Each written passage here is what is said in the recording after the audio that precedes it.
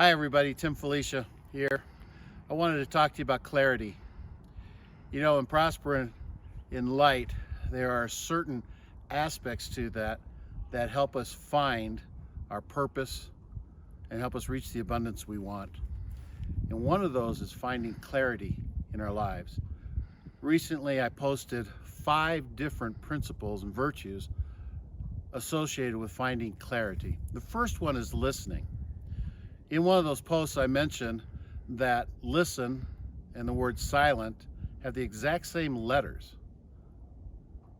and they virtually work hand in hand. If you're not silent enough, you're not going to be listening too awfully well.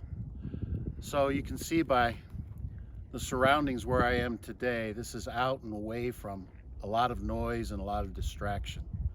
And one of the challenges that we have in our world today is we live in a world that is filled with distractions, and we can't listen to that inner voice. That inner voice doesn't just talk to our mind, sometimes it talks very deeply to our heart. And as we're trying to figure out who we are and what is most important to us and what we should be doing in our lives, we need to listen closely to both our mind and to our heart. So listening is incredibly important. The second principle is imagery. Now, imagery is a little different than imagination, similar, but a little different. This is something that ball players use an awful lot as they're preparing for a game. They imagine, they see in their mind exactly how they are going to handle each possession, each run, each time up and down the court for a runner, how they're going to run down the track. It is completely going through their mind. That is the imagery. Well, in finding clarity, we have to have that in our mind of who we want to become. What type of person is it? What do our surroundings look like? Who are we associating with? Those things help us in discovering who we are. So goals are another one of the principles that help us determine our clarity. And by goals, I'm not talking about what are my goals today? I'm talking about long term. What are the things you truly want in your life? What are those goals, those objectives that you are after to be the person that you want to be? It could deal with your family.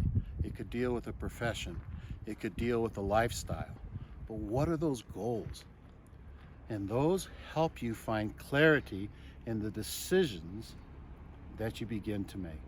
The next thing we want to talk about is the principle of humility.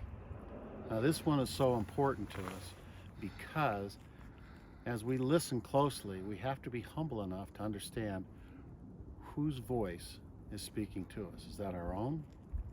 Or is that a voice from above?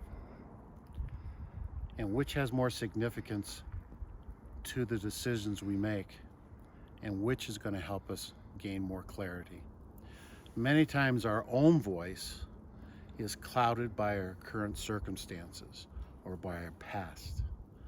Whereas when we listen closely to the voice that comes from the Spirit of our Heavenly Father, that voice is clear and it will get right to the matter at hand and not be clouded by our past experiences or our current circumstances. So being humble enough to listen closely is extremely important to finding clarity.